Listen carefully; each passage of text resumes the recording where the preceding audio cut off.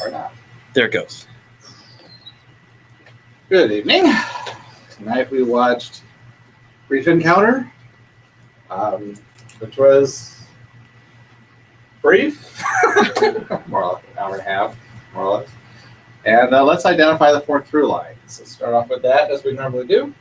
So what is the overall story? What's the big picture about? A person who is in love with somebody who's, she's already married to somebody else. Okay, so broaden it out just a little bit. You can be more specific. You've got two married people who meet and have a relationship of some romantic relationship. Yeah, that's brief. Yeah. Yes, okay. Two married people have I think if you, at the time, you probably could have called it an affair. Today, it's hardly, even worth mentioning, but I think that's because they couldn't actually show or talk about a lot of things. The fact that she chose to go back to the flat with him alone was sure terribly scandalous. Nothing really happened, but so I think that looking at it in the terms of the time, it probably was considered, would have been considered an affair if it had been publicly known to the spouses. All right, who is the main character? Laura. All right. Is it with a U? Did you look it up? I think it's with a U. Yeah, That's phonetic. Yeah, that's how I would write it.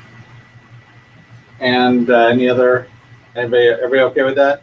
I think it's in good. Okay. How about the influence character? Alec. Doctor. Alec. Dr. Alec.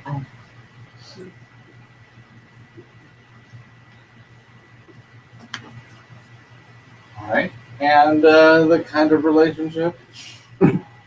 Romance. Love. Passion. Romance. Not even want to put in here. It says illicit. It's not a very frowned upon affair. Because everybody, you get the sense that if everybody's looking for dirt, and all of the people they run into just testing to see if there's any little dirt. Wanted to talk about it. Okay. So let's pop over here. Talk about our main character resolve. Changes steadfast. Any thoughts? And please give your reasoning why you choose one or the other. Oh, come on! This is a pretty surface story. Steadfast. Okay, and how is that? Well, I thought that from the get-go she didn't really want to get involved, but she kind of did against herself, and then in the end she's, she still doesn't want to get involved. But who called it off? She told her to tell him what to do, so I'm not sure. Yeah, they're both kind of wishy-washy in terms of being any kind of decisive. He says he loves her. She says loves him. They start to do it, to do this even though they're not supposed to, and they both know it's wrong. He seems to be okay with it a lot more than she does. She seems to be the one who's really struggling with it. And where are we at the end of that? Where is she at the end of that? I think she still loves him, and I think she regrets almost not going with him to Pittsburgh. That was never an option. I know. I'm not sure what movie you were talking about. That would be the modern version. Right? He invites her along with his wife and their two sons. Right. It wouldn't be steadfast because she never changes. Like the beginning, she knew everything was wrong. She knew it was wrong. even at the end, and she was content. It was almost like she was content with what happened. That's what I got from it. Okay.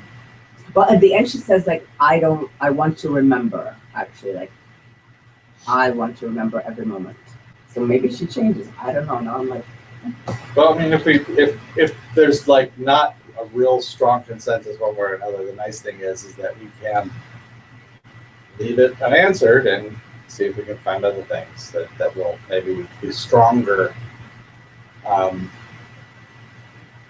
Let's actually go to let's get some answers that I think are pretty easy. Let's go down here to the story outcome, success or failure. You know, hey, low hanging fruit. Why not? You know. Anybody have an idea whether this is a success or failure story? Now there are lots of ways you could read it, but so we haven't defined the goal. But what does it appear to be? Having an affair? yeah, this story. Right, which would indicate Failure. okay. And why? What's downer about it? Why do you think? They don't get each other. Okay, all right. Yeah, they don't end up Yeah. together. Right. Now it's not as down as it could have been.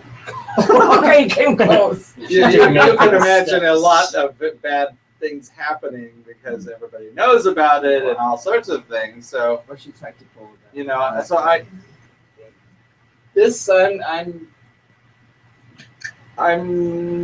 you know probably, but you know at the end both marriages are still intact. The families are still intact. The relationship is not intact, but you know, so we may come back and want to re-examine this when we understand what the goal might be. But I think clearly the judgment is bad. So, which means we would either have a tragedy, failure, bad story, or a personal tragedy. And of the two, personal tragedy to me sounds more like it. Not that it's a happy ending, not that it's success, but they are able to successfully keep it a brief affair that doesn't go beyond the scope of them. With the one exception of his work buddy, who basically says, "I'm not going to say anything, but give me my key bag because you're not using my flat for me." But you know, so, but I mean, you know, so it sort of that it's pretty much stopped there, and at each opportunity where it could have been blown, it wasn't. And at the end, the husband is, you know, he is there for her, and she seems to sort of fall into him, not necessarily all happy and wonderful, but the marriage is still intact. We assume that's what's going on with him, but we don't really know. So just wanted to point that out. It might not be a failure, it might be success, but it's definitely a downer. So we know for sure it's bad, and it may be failure. Okay, so she's not good because she's maintained her marriage, like she's still. No, she's pretty upset. I mean, at the I can end, tell if she was like relieved at the end, or she's completely. I don't think this is going to be something she has happy thoughts about for a long time. Maybe after therapy. Did you hear me, man? She wanted to go to Johannesburg and she didn't. Right. No, I got Just that. Terrible. Yeah, I didn't know. That's why I think. That's what I'm saying. I think that the I see bittersweet. That's why I don't. Yeah, I think it's a success failure, a success bad, because I think the relationship, her home life is still intact. You know, this part does not destroy everything, does not fall apart. This does. Okay. And I think that's why. I mean, the illicit affair is only between the two of them, but it's about this. It's about these people who live in this world where this kind of behavior is completely frowned upon. They managed to keep it contained. It is contained and it is over. You know, it is something that is in fact, you know, has closure to it. The sequel, on the other hand, All right. How about the story limit? Time lock or option lock, and why?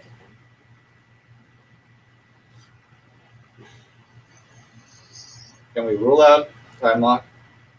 Yes. Yeah, this isn't 6 weeks or something, where you didn't say, okay, we're gonna have 6 weekends or Can I ask you a question Yes. about that?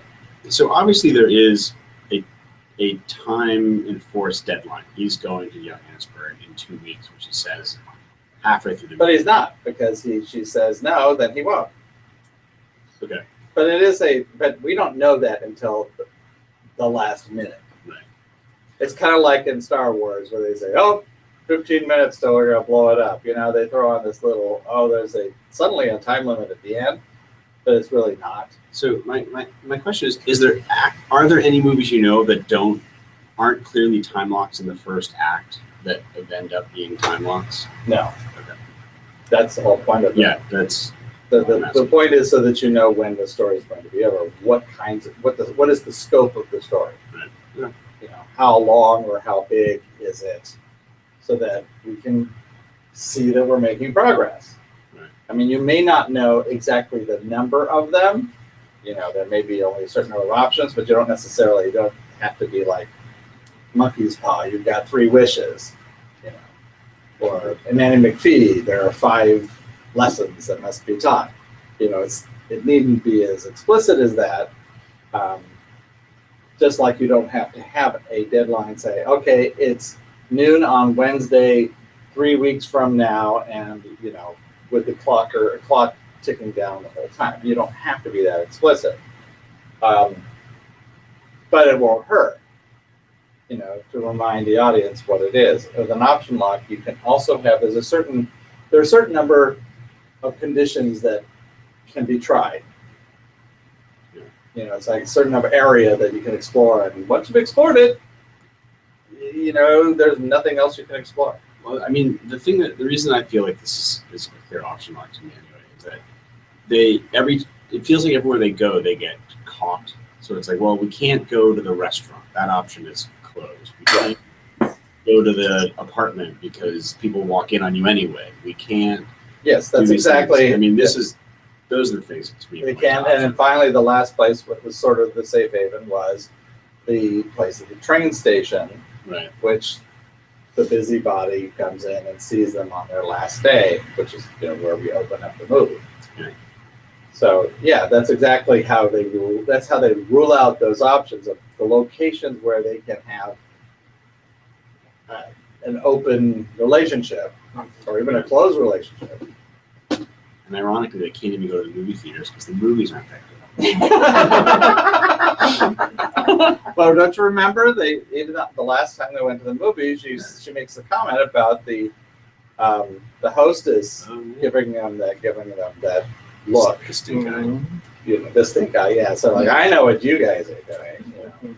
So which is basically which says, okay, we can't go back to this theater anymore. I mean, that's the point of her saying that. Yeah. It's like all of those venues are one by one removed, and the last one is the flat, and the key is taken away. So that's permanently, not even suggestively, but it's absolutely ticked off. And then of course the last one is, okay, can we even be in the same country together? And the answer is okay, no. Okay, well, that's pretty much rules out having a lasting relationship. So yes, I think that seems to be an option.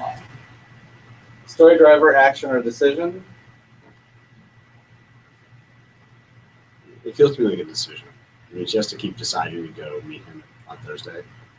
But the very end seemed the last thing where he has to leave felt like an action in it. When the first one is an action. The eye. Right. Okay. That's the first thing that, I mean, the things that change the course of the story seem to be more action oriented. I wasn't here for the first one. Them getting caught. Them getting caught, yes, that's an action. Again, way to think of it in terms of actions drive decisions, or decisions drive actions. Actions happen, decisions are made. So when things seem to happen that suddenly change the course of the story, that would imply it's an action-driven story. And they don't have to be momentous. They just have to be enough to essentially force the change of everything into a different direction. Right. And that's kind of why they are the limit. That's why we could see those happening again and again. So the second time is when they do bump into each other again. They have the chance At the restaurant. right at the restaurant, and there's no other place for them to be seated. It's like, oh, here, but that was the turn, from the inciting event to the first act turn. So I think it seems this movie is pretty straightforward. There's not a lot of there's not a lot of, I would say, depth to the story form, but they don't try to hide it. It's really not trying to be clever about it. It's just trying to make sure that it covers all the bases and it works. I think probably at the time it was maybe a little more clever, but we've just seen this story so many times and many more complicated and clever ways of sort of doing the same thing. So it does appear to be action. All right, let's go with main character approach. Doer or beer? Is she a beer, and why? She turns on music to feel better, and she kind of just sulks. So how does sulking solve her problems? And remember, it's about problem solving. Smokes. She does all these coping mechanisms to feel better without where she is, to solve her issues, I think. Dealing with her problems is always by being. It's like she pretends like, oh, my friend, we met last year at the party. So she's playing innocent. She's playing la-di-da with all these situations. Instead of running away or hiding. Yep, that's good. What are some other ones that she does? Yes, I would agree with you on that. She doesn't initiate anything. That's where you have to be careful about active and passive, because you can have really assertive beers and very passive doers. So don't make that mistake. I think the biggest beer one to me is at the end. I think she's so overwhelmed by the emotion, which is why she goes to throw herself onto the tracks. I don't think that's doing the thing, even though it's running to the tracks. I think it's an emotional thing, and that's why they use the Dutch angle. And to me, that's an overwhelmed by emotion thing. She talks about fainting right after that. I mean, those two are very beer. Well, look at the way her friend is talking. What is she doing? She's sort of tuning her out.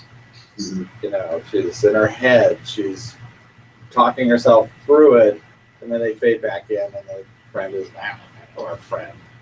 The acquaintance, the busybody, is still yakking away. And that's, again, she's trying to solve it internally as opposed to externally, which is definitely much more of a beer's approach. And it's an action-driven story, so she's going to be a fish out of water. She's not going to be well equipped to move the story forward. So it's going to feel like she's ineffective or passive, but that's because she doesn't have her preferences aren't aligned with the skill set needed to sort of solve problems in the overall story. So, are we okay with beer? Any questions? All right. Let's go for growth. Stop or start. Do we have a sense of that? Is she her own worst enemy, or does she have some behavior that she needs to stop in order to change? I don't know if this thing should change. She's steadfast. She's holding out for something to stop, or is she a start character, if she's a change character, she needs to step up to the plate. She needs to, learn how to make the first move or step in. Or if she's a steadfast character, she's waiting for something to begin. She's holding, she's, just holding on, waiting out as long as she can for something to start. Do any of those four sound strong enough to make a commitment? I usually skip this one myself, but I'm just. Which one is hole in the heart? That's a start character. I feel like she has a hole in the heart, but that fights other things I think are true. So Change stop.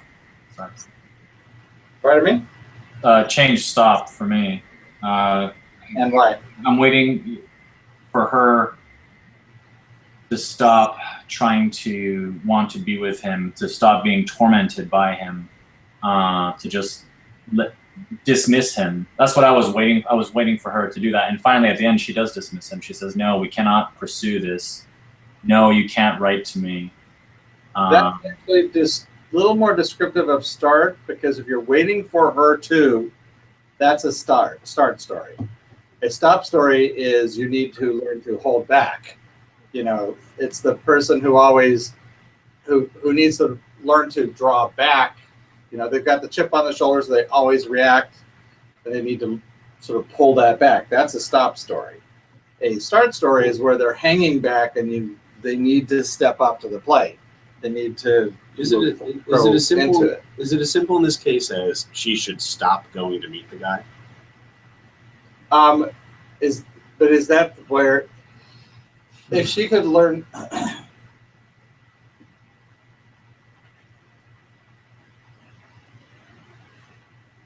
it could be. If she's a change, that would be, if she was a change character, because that would have to, we're talking about what's the behavior is coming from within. Right. Because she does seem to be the one who's, acting first, showing up and waiting for him, and he's not there. But isn't he the one who initiates everything?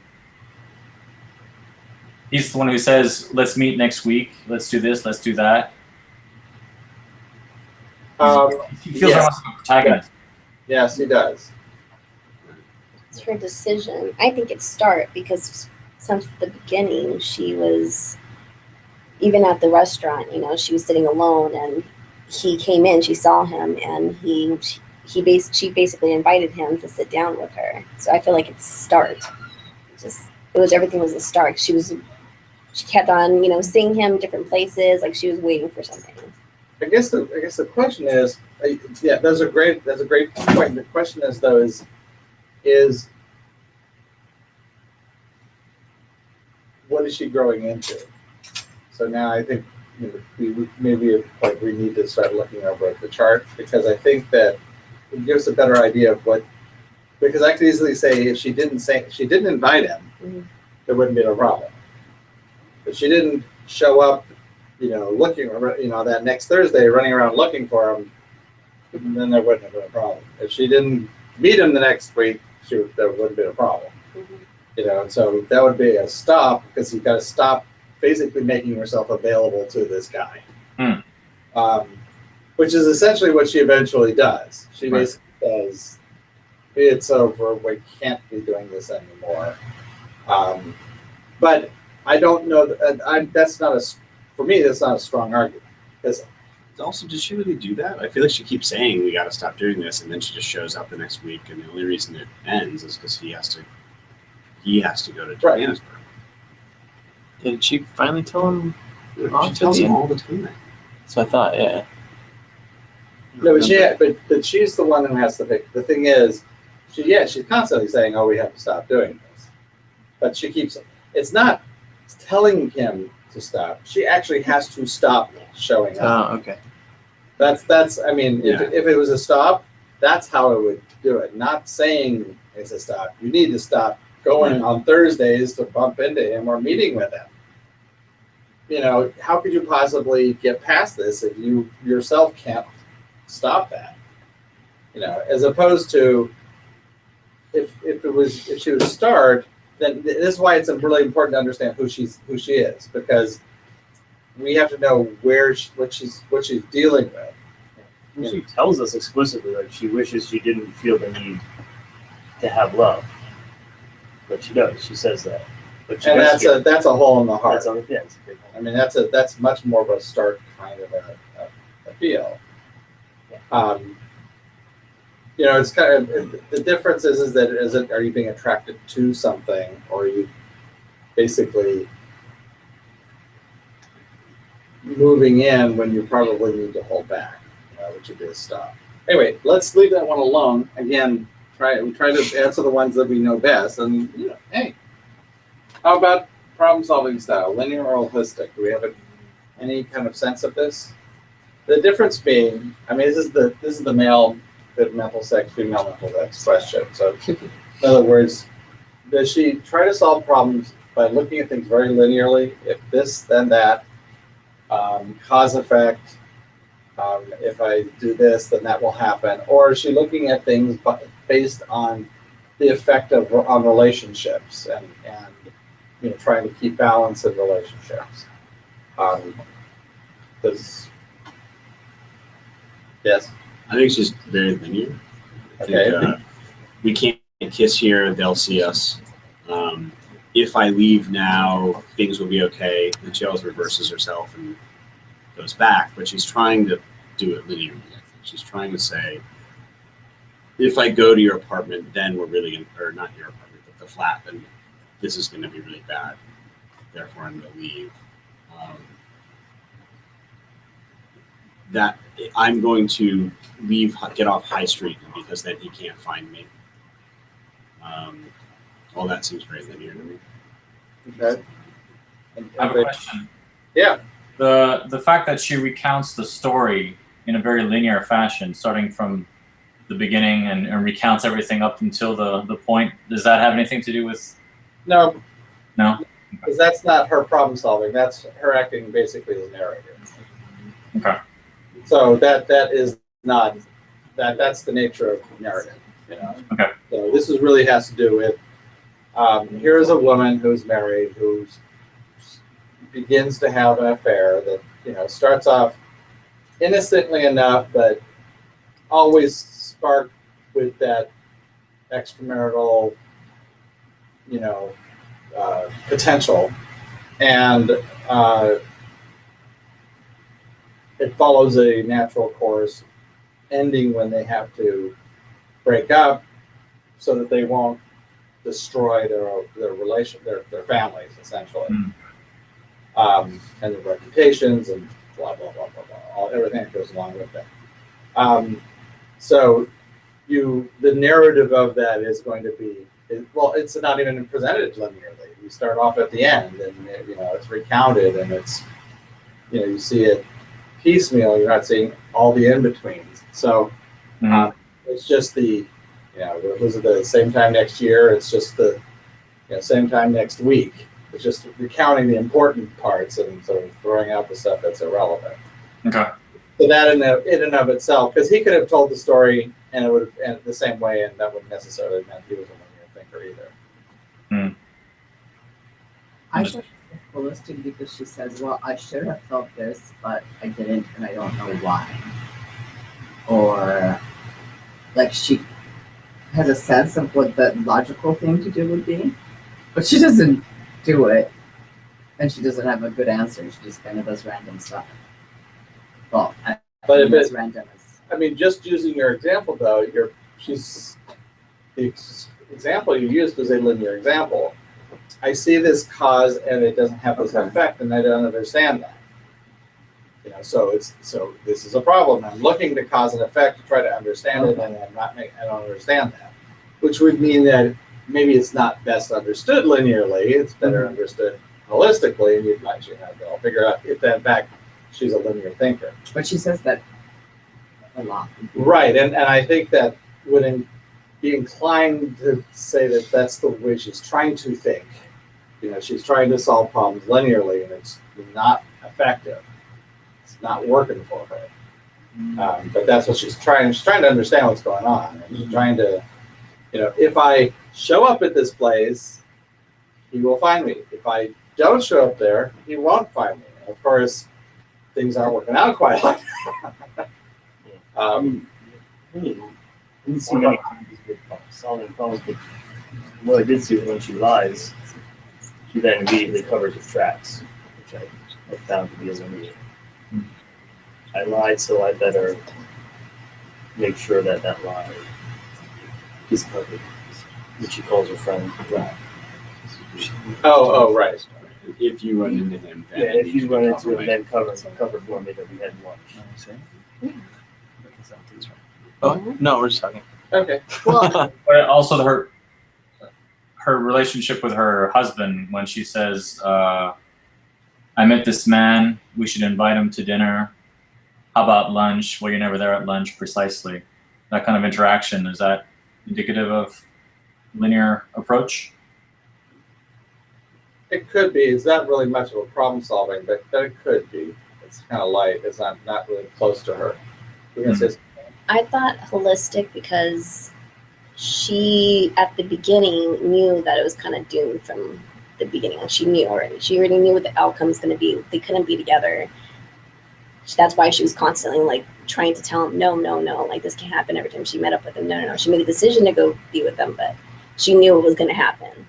That's why I thought holistic. Okay. I was lying. I don't know. Well, let's leave it alone. I mean, no, this is that. I personally think it's always good that when either you don't have a really good single answer for one, or you have multiple answers for more than one, then I say move on and pick something else, because hopefully other things that we'll have a lot stronger feelings about will then help tip the balance for us. So let's talk about the domains. What? I've had everything wrong, but I think it's the heat. It is the heat. It's all the heat. Well, so, I mean, we only. I think she's in a situation because she realizes that she's already married and Well, but so is he. right? I said, but so is he. Yeah, right. And if she's a beer, then she would be in one of these two. Yeah. Can you explain the doer beer thing? Huh? Can you explain the doer beer thing?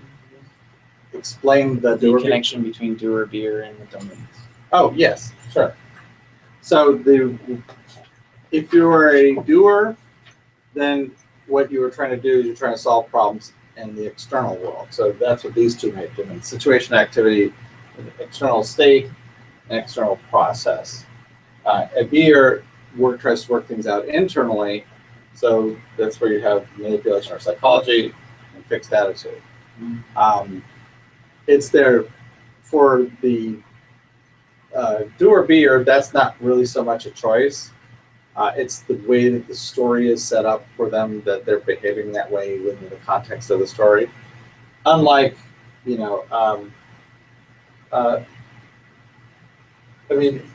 may have it's a preference, but it's not something that you can have them in another story and they might behave in a completely different different fashion. So but it's really, all of these things are conditional to the specific story you're looking at. Where do we see the overall story? I think that's the one thing we want to probably look. I think it's manipulation. Because? I think, well, the one example I was going to pull out actually was what Jerome pulled out to talk about her being a beer, but when she runs into her friends, she immediately sort of concocts a story to manipulate it to be the way that she wants them to perceive it. I also found that in the bar, the scenes between the barmaid and the other people were them trying to manipulate her. Hey, give us a drink now. Just give us a chance to get you in trouble. That felt manipulative. And people putting on, and everyone's putting on a show. And so, And also just dealing with their feelings, trying to figure out what are they going to do, how do they feel about each other, all that kind of stuff. Felt very psychology. but is that just the OS or is that the? For the overall story. so though, is everybody okay with that? Anybody have an alternative? Anybody have an alternative? Like, I like that one. I also, I mean, I'll support it further by saying I think the relationship is activities. They go driving in the country. They go boating. They go back to the flat. They go to the movies. They go to eat. That is very their Activity. Activity is as their relationship seems. Yeah. yes, okay. I think that combination is a really strong pair. You explain both sides, I think, very effectively. Everybody good with that? Yeah. Okay. And I'm just putting SS for subjective. This objective story, subjective story, just an easy way to think of it. What's the sort of the they perspective where we're looking at all of the characters. That's everybody in the story, not just the two lovebirds. And then the subjective story is the we story, about the relationship. The relationship. All right. Now this would imply that our main character then would be a fixed attitude character, and our influence character would be the situation character. Does that sound right or not? Is that consistent with what we're thinking of, or what are the arguments for or against?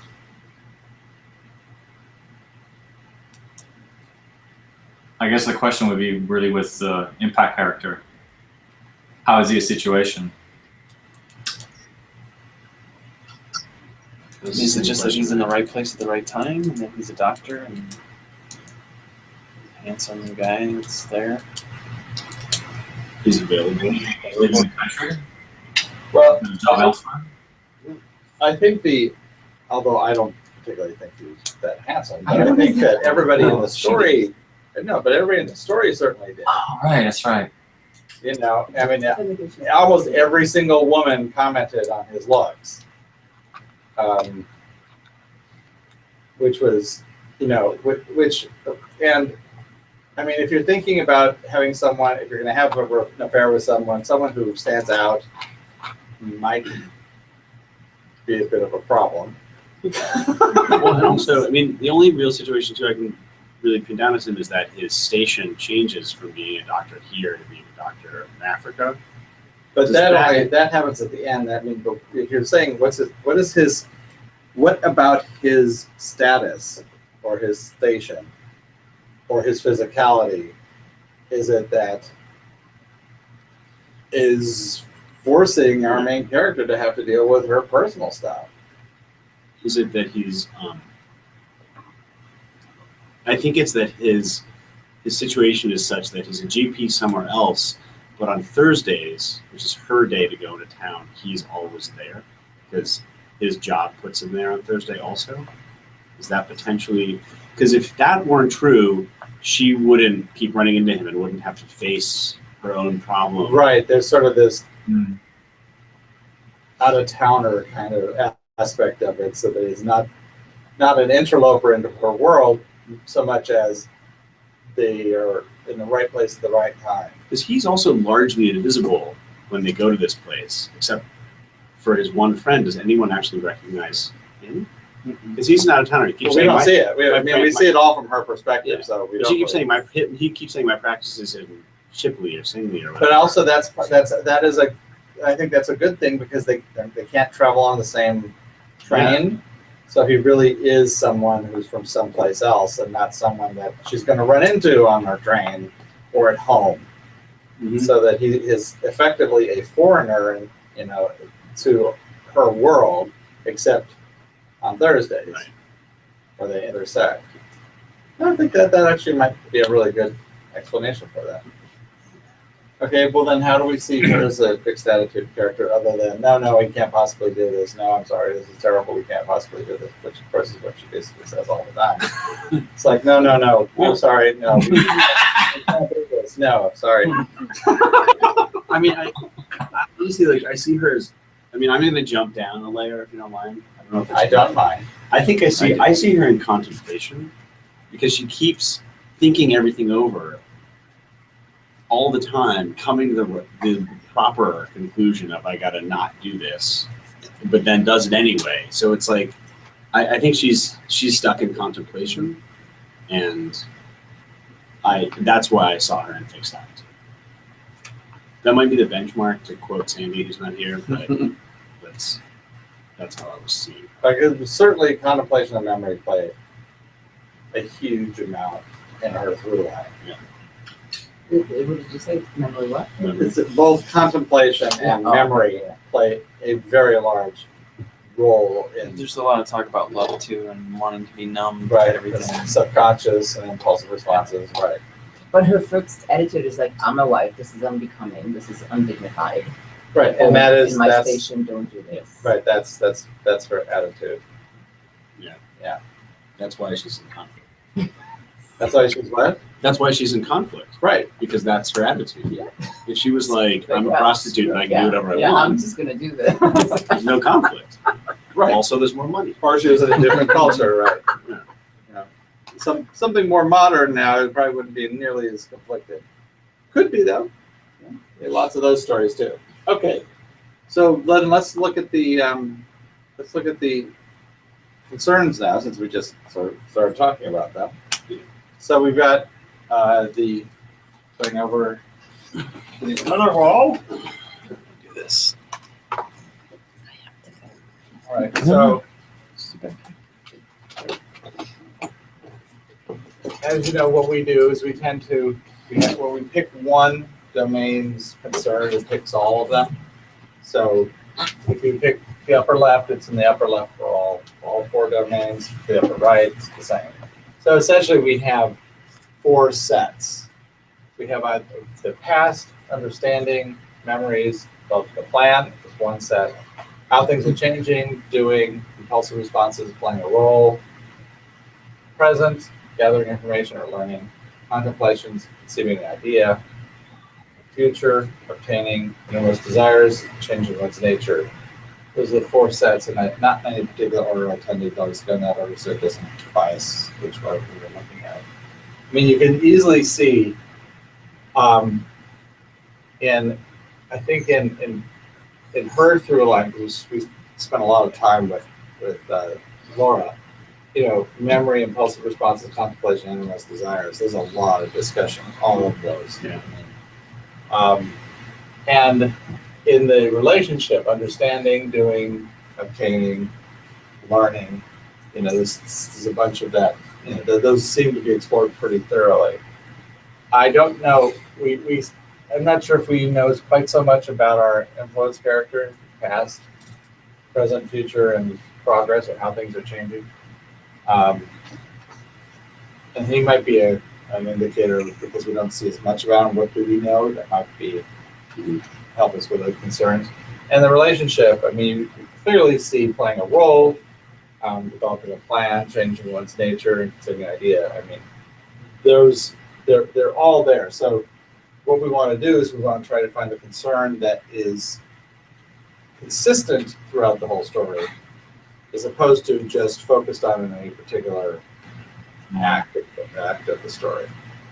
So anybody you only need to pick one and give an explanation for one, and then we can see if it's supported by the others. Anybody have a strong feeling? Anybody? I mean, Mike, you've already done. But does anybody else have something other than what Mike was talking about? Whether it's anything other than for our main character, memories or contemplations. For the main character? For the main character as a concern, not. I mean, we're going to explore everything. I mean, because even if you get down to the variation level, where you've got memories, truth, evidence, suspicion, falsehood, impulsive responses: value, worth, confidence, worry, in contemplation, investigation, doubt, appraisal, reappraisal, innermost desire, closure, denial, hope, and dream. I mean, you see a lot of those touched on in her. So, I mean, I think because you spend so much time with her, we do see an awful lot of it. So I think this probably is a really good choice for her, this as her domain. So, everybody okay with either one of these as the concern? So there's no innermost desires? No, that's what I'm asking. And this is what Mike had said it was probably this. Maybe that if this is the benchmark. So I was asking, do you see those desires or some, I'm trying to find them. Well, yeah. Well, Trying to find consensus, is that what you're trying to do? No, I'm trying to find alternatives first before we find consensus. Oh, so I'll just throw out because it's a little different than what I had thought, but for her concern, innermost desire, she's just completely obsessed with love, like just the feelings that she feels whenever she's around him and whether or not she should be dealing with that. For future, I guess maybe he's looking into the future like they could be together at some point. That seems weak argument there. Obtaining, because usually when there's stories like this, affairs, the obtaining is always the concern for the relationship story because it's always about how they can get together and do what they want to do. And there's issues of whether or not that's the right thing to do with everybody concerned, and whether or not they're not concerned with it. And then maybe changing one's nature, like their relationship is growing. I don't know. That sounds. Yeah, I'm not sure that that's convincing. Yeah. It's convincing. Like saying I think in a more modern story, it's exactly where they are. Right. This definitely doesn't have a modern feel to it. So I don't understand that. What do you mean by it's a more modern story? Well, as well, it's also a British film too, so it's a different culture. As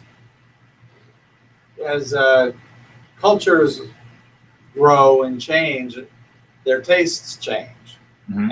Types of stories that we like now aren't necessarily the same types of stories we liked in the 1940s. The message underneath, the story forms actually are different.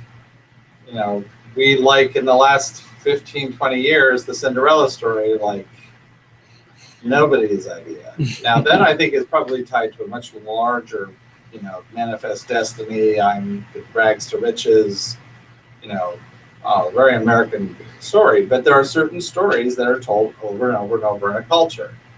And that's what I was talking about. So some decades have explored different stories. Well, I do feel like with self-interest versus morality, like she has a kid, but it never even comes up. Like if I get caught, what's going to happen to my family? Like that's not, which to me would be the internal struggle of a parent in a potential affair, which is if I get caught, it's not good for my family, it's not good for my children, so I can't do this. And that's not part of it. That's the story you're talking about. Mm-hmm. Yeah. I see what you're saying. Which makes sense, which feels very like, if I wrote that, I'd definitely have that. Right, and you have this dysfunctional family relation, commitments and rationalization, obligation, responsibilities. But that's certainly, we don't hear any discussions about responsibility. Very, very light.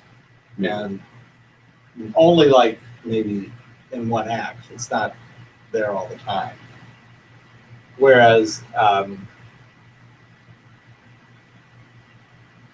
okay, so if it's not that, then what is it? Well, then I like Mike's. Huh? I like Mike's. You mean contemplation? Yeah. Well, I mean, one of the things, he certainly does seem to be in the present. Yeah. He's like, I'm here right now. I'm not really looking beyond where this is going. I'm not looking where it was.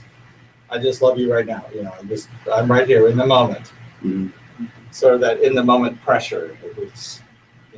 Don't think about, he doesn't say it, but it's like, I'm not going to talk about the future except at the end, which is probably where we get Act 4 is going to be about the future and the future is. But that pressure about the future really does seem to So then, is there concern of gathering, like making sure nobody finds out? Making sure nobody learns. But it could also be like learning about love again, because she kind of wakes up to him. He seems like he wakes up. See, I thought that conceiving an idea fit into like their whole story, the overall story. Which would be in the same place. They're worried about people finding out. Getting the idea of when something's going on. And then he conceives the idea of going to Africa. That's just how as a way out, right? Yeah. I also think too, under gathering information, prerequisites and preconditions, where we can meet so we don't get caught, preconditions. We can only meet on Thursdays, kind of a prerequisite, Only strategy. Yeah. Yeah. But like, I don't see how it's gathering information, but I see the prerequisite strategy. Well, not everything is like drummed into you, Well, this is better understood, particularly in this instance, as learning. Rather than But what gathering are they information. learning? Learning about each other. Learning about They don't know each other. No, but here you've got two people who are married. They should know everything about loving another person, loving another adult. And this is all very new. This is all, it's like I have my husband and my kids and everything, so I should have everything I need, but I'm learning that there's this whole part of me that I'm, loving it, and it's new and it's different and it's scary and and it worries me, but it also, I'm willing to do things for it that I never thought I would. Learning things about, what a relationship can be that's not the same as the one back home. I mean, you think about when she's comparing her husband to what she has with Alec. She's even making comments and she laughs because it's sort of like I've learned all these things about this other person and this relationship. I can't have it with him, and I can never even tell him about it. He can never learn of this, because if he does, everything is going to be undone. And that's why I think memories and past and that's understanding those as a benchmark possibly. That's everything will be, and to the end where she's saying, I want to remember this, I want to sort of capture this. Who is she narrating to? She's narrating to herself. There's not she's not writing a letter at the beginning. No, she's talking to herself. I thought she's talking to her husband. Well, no. No, but she's narrating it, imagining what she would say if she were to talk to her husband. Yes. And the last part. The first part, she's narrating it just over her friend because she'd like to tell her friend what she's thinking about, starting it all off. But then the latter half, she's essentially saying that if I could tell my husband this, but I can't. But this is what this is very much contemplation. So we're really literally just inside her head, and she's contemplating. Also, for the relationship story, isn't a lot of it could be seen as gaining of experience? Yeah, absolutely. Mm-hmm. That would all fit in this area because again, it's about gathering information is I think is such a narrow version of what this is, but gaining experience, learning, developing as a person or as a blank. If this is as a relationship, So learning what it's like. Yeah, those are all different ways of looking at that. So for the time being, let's assume that that's going to be it, and then I'm going to bring up the software, and we can start to see what ramifications some of these might be having, and look at some of the elements and see where we might find where the problems are, things that might be motivating her, and whether or not she is a change character or not, and she's a stop or start. Well, we already know that she's going to be a stop character because I'm sorry. This is yeah. Oh, I don't have Dramatica. So, Just realized that. are you going to connect up your into that? I'll just watch because I I'm just gonna don't put a have screen out Dramatica. here. Is that cool if I just leave this Of course. little guy here? This little bot? The bot? Yes. I will. Bring this. You may need to move your screen.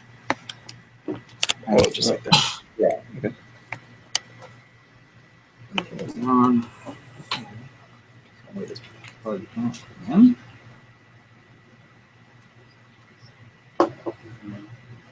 Now's a good time for a little musical interlude.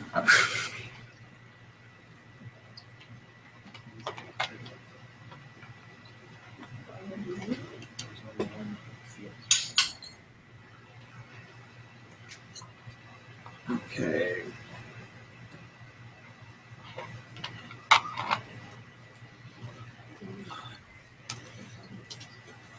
Works now. All right. So we have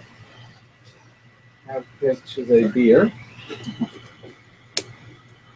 And I think it's an action. Option. One of the other ways you can think of the action or decision, especially since she's constantly dithering about her deciding, is that the trains are always showing up and pretty much forcing any kind of whatever has to be done. It's like whenever there's something needs to happen, oh, somebody, the train is there. Okay, we gotta go. You know, it's so funny because I was thinking in terms of like, without having seen it start, you know, she decides to go back to the flat. And that's why she gets caught by the guy. But I know she doesn't really get caught by the guy. It's just sort of, if you're not being careful, you can kind of Think that it's decision think that it's driven. decision, Right. you know? But I think the problem is she really needs to learn to stop going there on Thursdays. You know, that's really her problem. She's like a moth and she has to like stop going, you know? Mm-hmm. Learn to hold back. Perfect example of that. She says, no, I'm not going to go into the flat. And then, I'm going to go to the flat. You know, it's like, she was trying. She was really trying to hold back, but she didn't do it. So we said that for our main character is inflation. All right. Save this.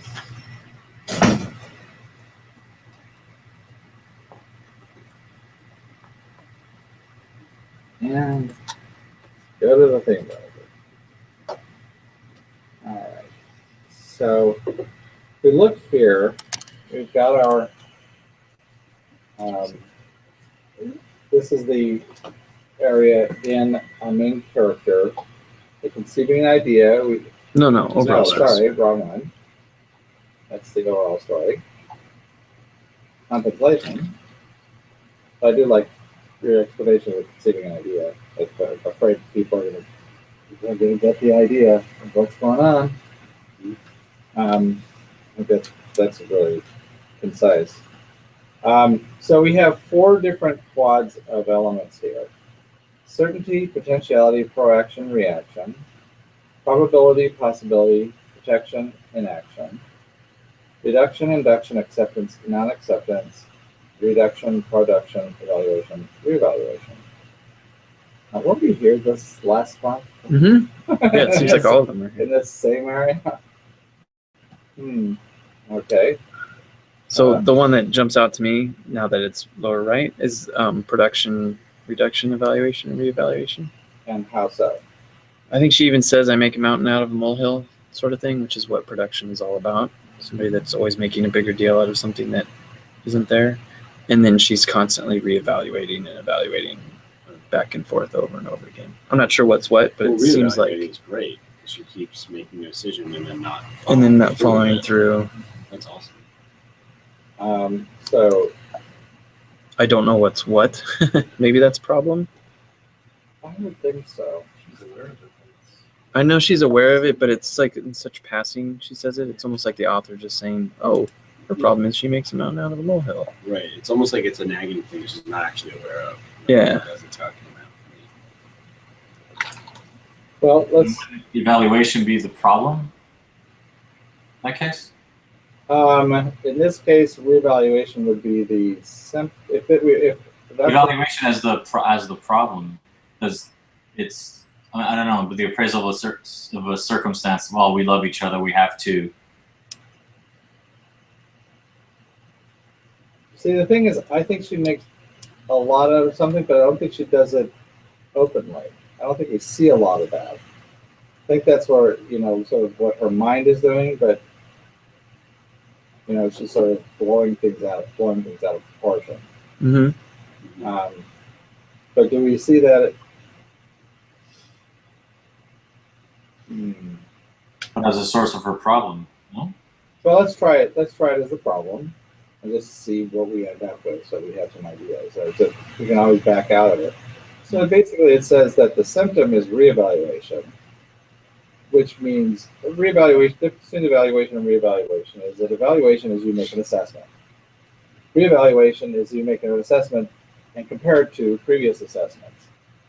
So it's like, I think this is good, but I used to think it was bad, so I'm going to go with something based on the awareness that there's this history.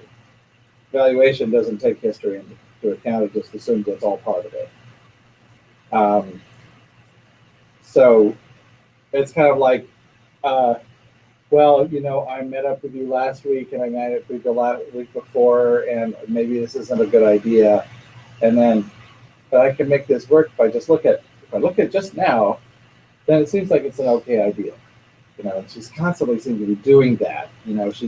She keeps sort of this awareness of what's happened before in mind. She sees it as a problem. But if she looks at it just on its merits, then it seems to be, then it's okay to go with the flat. Like, yeah, it almost comes off impulsively because it's not as no depth. Well, because by comparison where she was when she sees a problem, she's taking into a lot of other things, and so saying, well, I thought it was a problem. I didn't think it was a problem last time, it was. But I kind of think it's a problem now, and so it probably means I probably shouldn't be doing this. Mm-hmm. But if I look at it by says, but I really want to do this, and no one's going to be in the room, and okay, let's do it. That's sort of the kind of way of looking at that. Even sort of when they're on the bridge, I feel like the guy says, "Hey, I know what you're going to say." It's like she's just carrying all the baggage of the previous stuff, and it's constantly the thing that's on her mind when they're actually together, and she's not engaging in the affair. And if she's a steadfast character, then effectively she's going to stay with using the reevaluation technique. If she's a changed character, then she's going to basically learn that making more out of something that really is there is not useful, and that the solution to it is to really sort of narrow things down, bring them down as opposed to building them up. Not down to a single choice, but just sort of narrow it down, reduce it down to a much more manageable set. So just be happy with her miserable married life. Right. I mean, it's kind of like what she said. Sad. Well, it's kind of what she said at the end. It's like, okay, I know that there's this world of all these possibilities, all of this potential, and and big things getting made out of it. But that's just creating. I can't live with that, so I can reduce my. If I go with a reduced set, then which I have, which is my husband, who's not very emotional, and but he's there for me, and I can maybe I can make this work. Then that would sound more bad than I can buy straight judgment bad. If she doesn't really like that, that would. Well, no, because that's I don't think the author is trying to say the idea of what bad is not whether or not you change, because you can adopt the solution, and if it doesn't work for you, then that's bad. Mm-hmm. That's why you can have bad if you change, and you can have bad if you remain steadfast. Because I'm going to stay the course. Oops, I'm not really happy about that choice. Oh, I'm going to change. I'm not really happy about that choice. That's bad is just independent of whether or not which path you choose. So if she settles for less, She's settling for less. Yeah. and she's not really necessarily happy about it. Is that our point of view on it now, or is that I think what the intention was then? Was it settling, or was it I don't know. That's a good point, coming though. back to the reality? Like in 1945, isn't that like a it good doesn't really thing? matter because well, no, it doesn't matter because we're not talking about settling with reduction. See, that's the difference. This is why this is culture independent. This is culture agnostic, because what reduction means now, which might be thought of as settling, and what reduction then might just be, I'm going to live my smaller life. That's both of those fit that description. So that's why you always want to try to pull from the work if you're doing analysis, because you're trying to see what did they use and what does that mean. I'm looking more towards a judgment perspective. Because you're thinking good. Because I'm thinking it might be good. Oh, she came back to. She breaks down into tears. She sure didn't seem to be. Pardon my. I'm happy you're here. I'm glad you're here. Yeah, she wasn't in a good place. It didn't seem to be. I mean, it didn't appear that she was in a really happy place at that point. Also, not to mention that she had just spent however long her husband was looking at her, living a bad dream. It says wherever you were. And I remember she's saying, "I can't tell you any of this. You know, I'd love to basically dump on you and be honest with you, but I can't, because then even if it's at the end of your life, because you'll go back and rewrite everything, every happy memory you had, and put it in the context of what you now know." No, I get contextually now. It's But back then. I don't think this was a. No, I think it was supposed to be a sad movie, and the music, if nothing else, would indicate that. That's probably the only good part. I mean, to me, this movie is someone stuck in a dead marriage who doesn't get out of it. But it's not dead yet. That's the thing. I'm generalizing, but It's a passionless. yeah, passionless, right? Because everything else, by every other measure, she's got a lot of freedom to do, things she enjoys, Families. but she's not getting anything from her husband emotionally, which is why when the doctor That's shows not a up, definition of a dead marriage. I'm getting nothing from my husband emotionally. depends what your expectations are. How So is this it would make her evaluated? change character then? If she. If that's what it might, well, we'll have to look at the overall story and see if which quad seems to speak better to what the story is showing.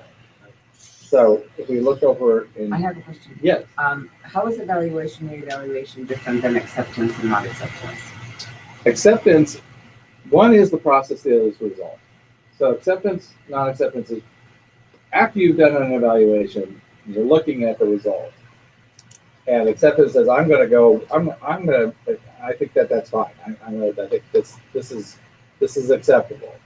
Or I'm going to reject this because it's not acceptable. As opposed to the process, which is I'm going to look at things by comparing to where I was and where I am now, and how does that compare to? Oh, that doesn't show me the kinds of way I'm looking at it. I don't like the way that's looking. If I look only just at my parameters right now, I like the way it looks better.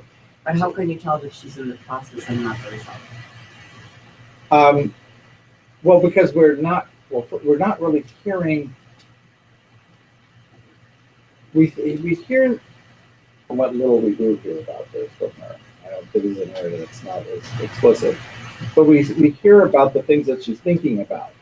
How she's really thinking about this process of how she's figuring out whether she should be doing it or not. That's a process. She's not saying, well, if I do this, it's going to be here, and if I do that, it's going to be here. It's going to fall out this way or that way, and I think that this way will solve my problem. That would be much more results oriented. She doesn't seem to be looking at results at all. She definitely seems to be much more focused on process. and a contemplation as a process, not as opposed to conceiving an idea, which is looking at the resultant. You know, you're trying to prevent people from arriving at that idea that, oh, there's something going on here, and as soon as they do, that's when they have to go to a different venue. And someone seems to be getting close on the, oh, you guys are a couple, huh? It's like, oh, okay, now we got to go on to our next venue. Yeah. And of course, the one that gets the closest is the last one, which was the doctor. I mean, not the very last one, because the very last one is at home, and he's clueless. But she, at that point, is pretty much already changed, or she was come to a conclusion. I don't mean change, but she is finalized with wherever she is. Does that help? Yeah. Okay. Great. So let's pop over to the overall story, and we're gonna have a couple of different choices. So we have two different quads with this, and oh, interesting. So we either have this group under expediency, inaction, protection, reduction, production, or this group under deficiency, probability, possibility, evaluation, and reevaluation. So this is what it's looking at in terms of the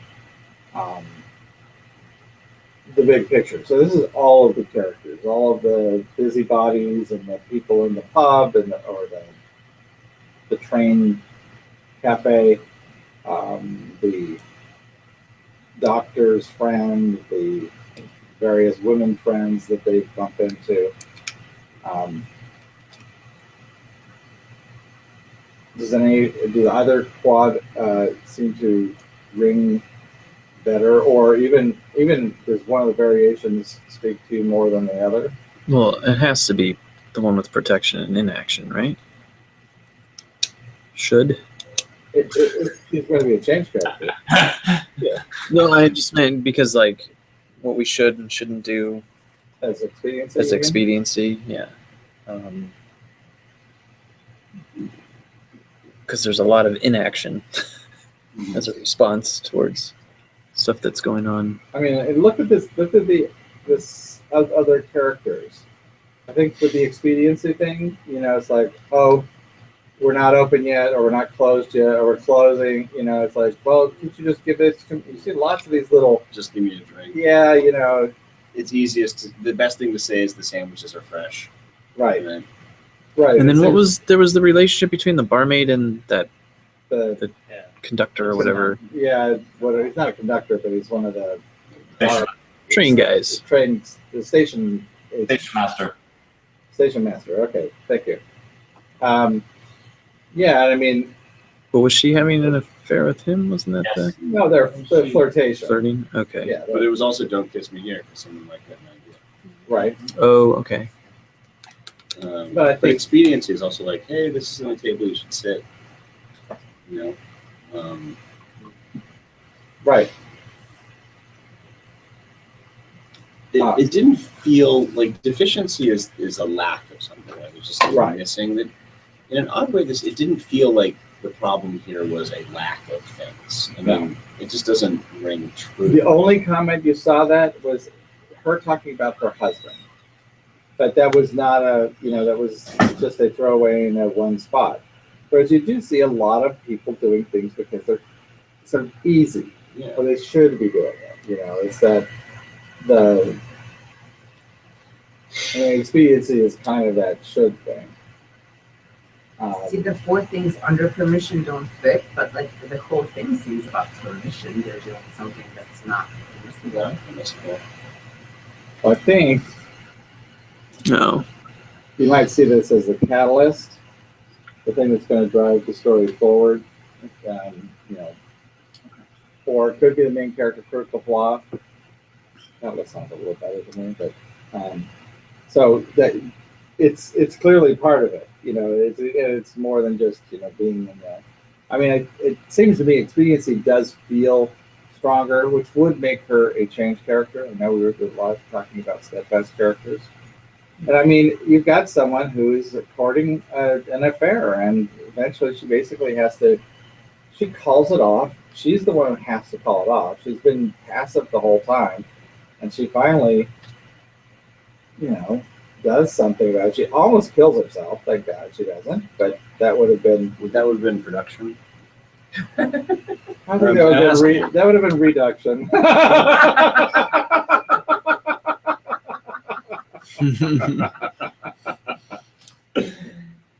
No, because it would have been when her basically switching from a beer to a door. Right. And she doesn't go quite to change quite to the domain level, but she's definitely more inclined that way than she ever was. Interesting. So it's like a half a change. Well, she's Or changed, but because it's a change, but because I think because the inequity is still unresolved, it's still unsettled. You know, it's like I think she's changed. She's not going to go back. No. And it'd be very surprising if she even if she even went back on Thursdays to London. Or wherever it was London, wasn't it? No. I mean, it seemed to me that she probably would not be doing that. She might pick a different day, but Right. she would not be doing anything to possibly run into it. Was that enough, right? No, for wherever it was, yeah. Yeah. Yeah, that's Or somewhere. yeah, somewhere, wherever it was, Right. town, into town. Yeah, I wouldn't know it. It's there and nobody would notice. That's really good. So I think if we choose this, now we're down to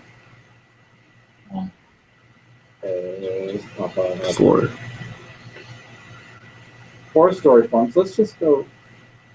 How did you know that if you choose expediency, then she's a changed character? Because it means that a changed character shares the problem and solution elements with the overall story domain. And a steadfast character shares the symptom response elements with the overall story domain. So we've got quite a few, so it does say that she's a stop, well, we knew that. She's a changed character. And so we have for the overall story, conceiving an idea, expediency, which we chose. What some of the things we didn't choose? Okay, so for the influence character, we have, so Alec is a situation, the present, his issue is attempt, applying oneself to something not known to be within one's ability. Certainly seems to be trying to lure her away. It's really weird because he never has any specifics. He never talks about how to do it. He's certainly talking about doing it.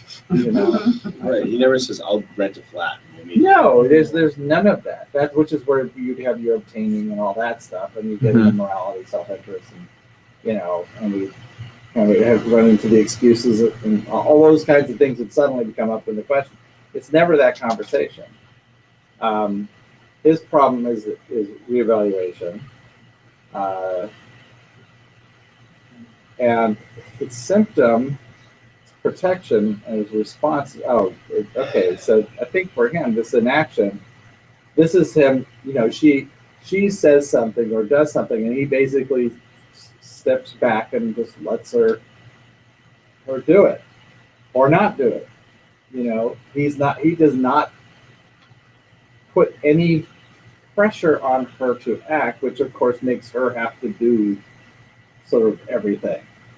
Well, I'll just be over here in the flat by myself. Yeah. Okay. Well, you go there, and I'll come and meet you.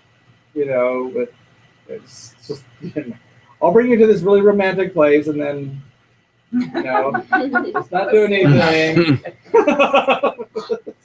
Like, wow, you really are a tease, Oh, I've got this job offer that I can, but I won't do anything until you say something, It's like, but that's what's necessary to push her, Right. It's the thing that because she's not inclined to act at all. She's a beer, and she's a very cerebral beer, constantly in her head, evaluating, reevaluating, contemplating, doubting all over the place. It's like, okay, he's the right foil, because if he was doing everything for her, it'd be easier for her to go along in a very passive role, but he's not allowing her to be passive in this, because he's kind of taking that stand back approach. And one of the unique abilities is just a straight out attraction For him. now I have to do a mea culpa. On the influence character, yeah, it sure seems to be attraction. I have been defining it too narrowly and too specifically. Over time, I've sort of narrowed it down. Melanie and I had a conversation about this, and You're talking about attraction, talking about unique. no, I'm talking about the influence character unique ability. It is actually it is broader. It's not specifically about the main character's unique ability. I mean, it is, but it isn't. It's not as specific. What it really is I mean, it's much broader and makes more sense. And it's what we originally wrote, and it was like, oh gosh, I got really off base on this. So the influence character unique ability is their unique ability to force the main character to change. That is really what it's. They can. It's not about the overall story. It's really about their position to mold that main character, to make that main character have the capability to change. So you've always said, okay. No, I was getting a little more specific. I was saying how it would undermine the main character's unique ability. So I was connecting it to the overall story, and it's not as direct as that. It's much more subjective. And MC unique ability is Pardon? the main character unique ability. That one is, in fact, connected to the overall story. It's like the main character's unique ability is the quality that makes the main character uniquely able to influence the overall story in a way such that it ends in success. If they're not the protagonist, they're the ones that have the key to making the protagonist, making the effort of the protagonist succeed. Oh, I happen to have that thing, I know how to do that. It's that kind of thing. Or they've got a quality about them or whatever. So regardless of whether or not the main characters change or steadfast, the influence character unique ability It's all about changing the main character. changing. Okay. And That wouldn't change. their critical flaw is what undermines their effectiveness Unique at ability. Okay. influencing the main character. So the influence character represents the alternative path. So their ability to affect them and to basically convince the main character that they're on the wrong path is tied to the influence character's unique ability.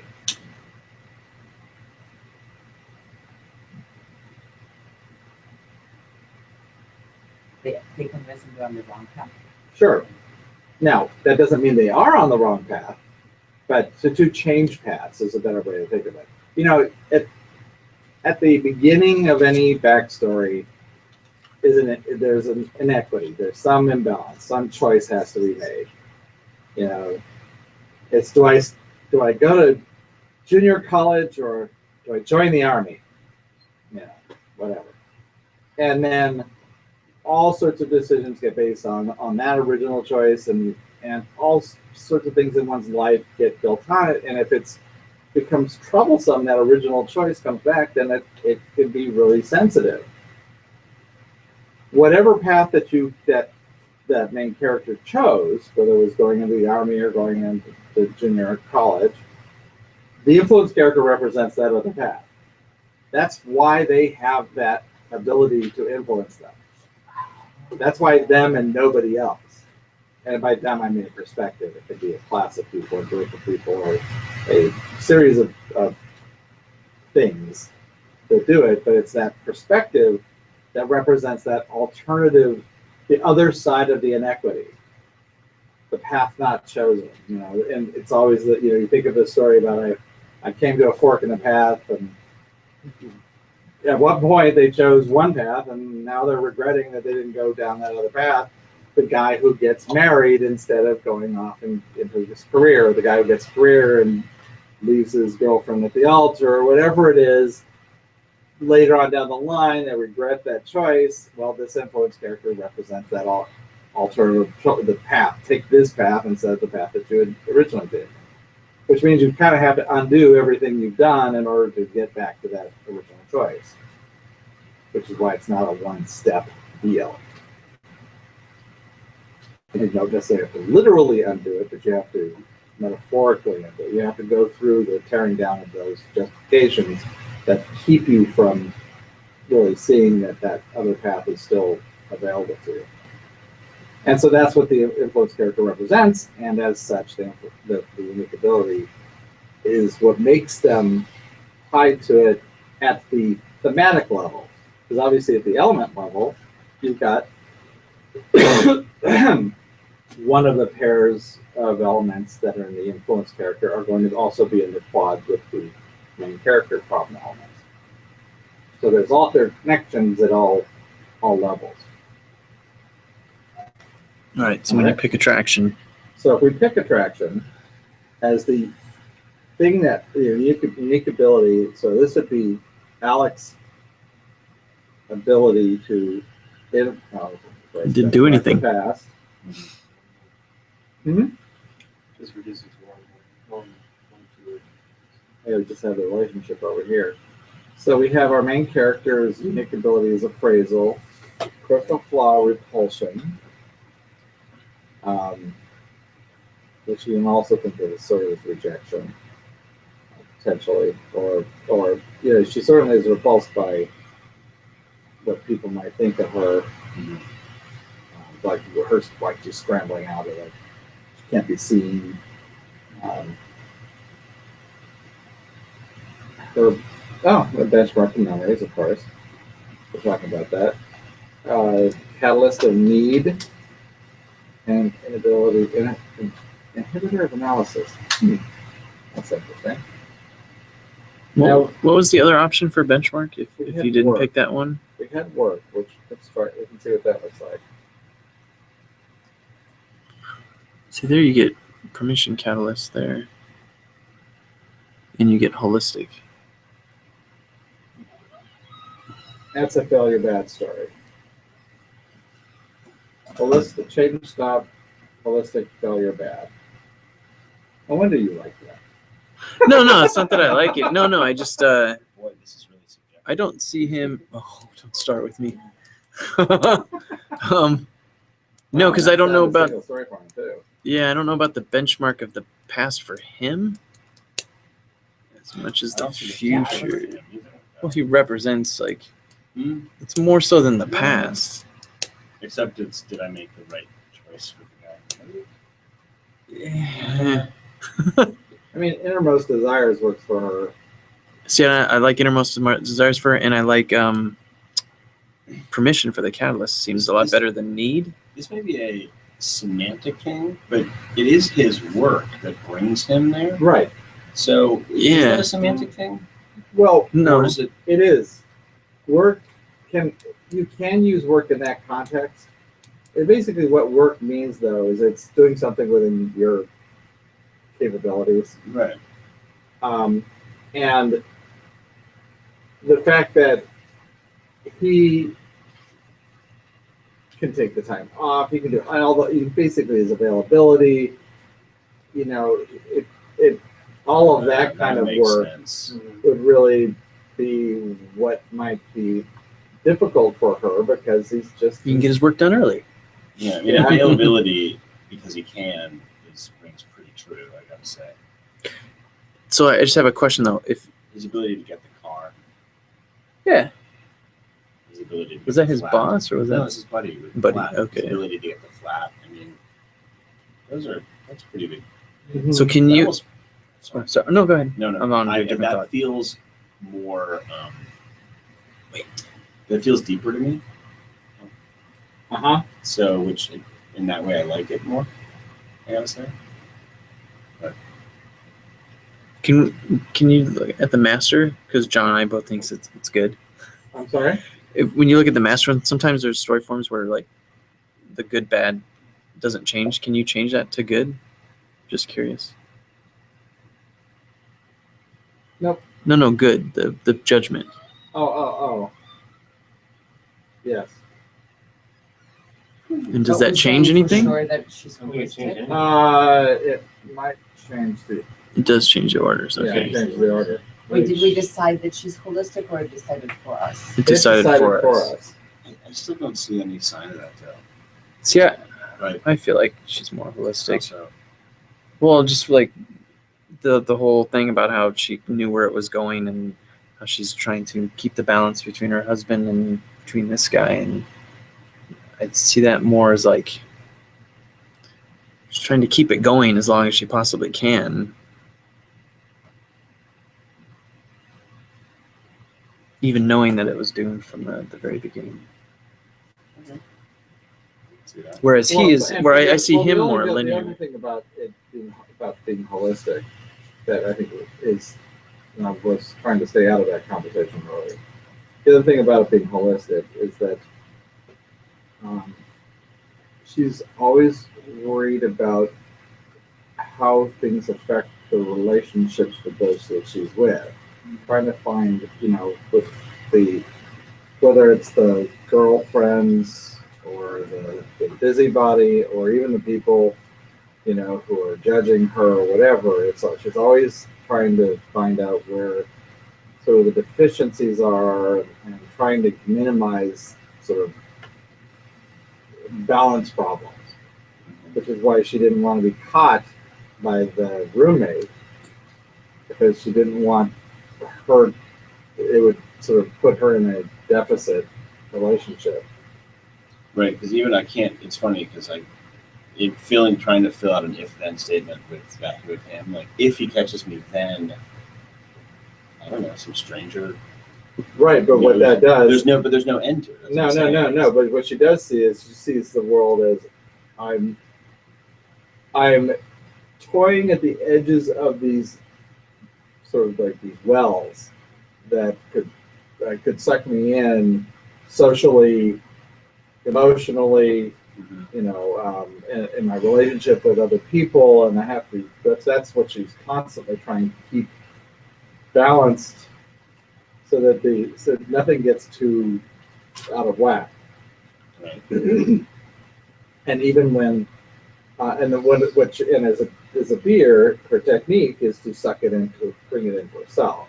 So when she has at the very beginning / end, when she's got that busybody with her, she takes it into herself, and I'm faint, I'm not feeling well, to really, and he's a doctor, to sort of take it away from anything that could possibly be seen as romantic. Yeah. That's much more of a holistic technique, because there's no cause and effect. There's no sense that it's going to, if I do this, this will happen, but I can modulate sort of the relationship. Right. And she seems to be much more like that. No, not by much. But that makes the outcome failure. Are we decided on that? What's the goal? I missed the beginning, so I didn't. What is the goal? Well, we have see if the goal we have conceiving an idea. Oh, if conceiving an idea is a goal, then failure. Yeah. I mean, it could be that Nobody's it's got it. getting the idea that this could work out, and the consequence they learn that this just isn't going to be.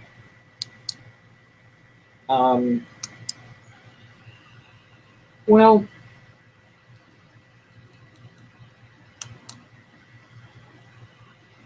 I suppose the other thing is that, you see the requirements of changing one's nature, and you definitely see some failure in that. Ultimately, she doesn't really change her nature. The forewarnings, innermost desires. I think that's probably really good. Taking this in deeper. Let's just look at what are they any different with Yeah, no doubt. performance going to plan. I don't like memories and forewarnings. Yeah, that's a different story. I've seen that story, but that's not this one. I think the work one is more appropriate. Again, he's kind of a functional character, it's really so much on her. We have her unique ability is investigation. That's interesting. That didn't speak too much for me. Gathering evidence to resolve questions of validity. Isn't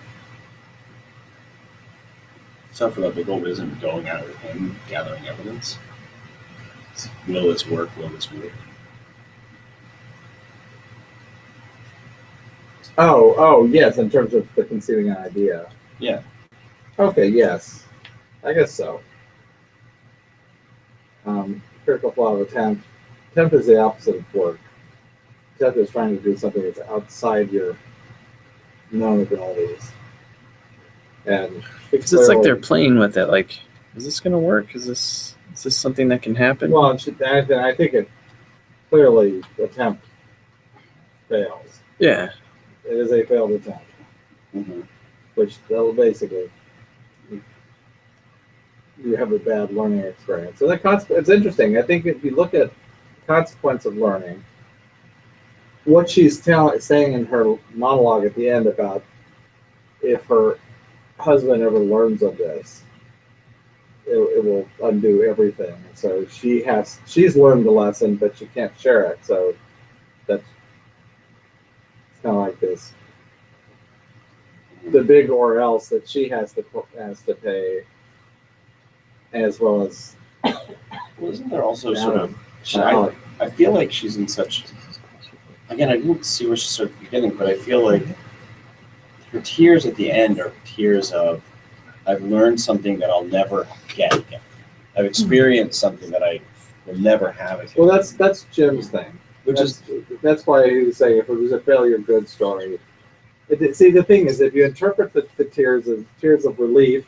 No, I'm not saying I said. Well, no. But if you did, then because you could easily see it as good. Mm-hmm. If you see it as tears of, sadness, then it's bad.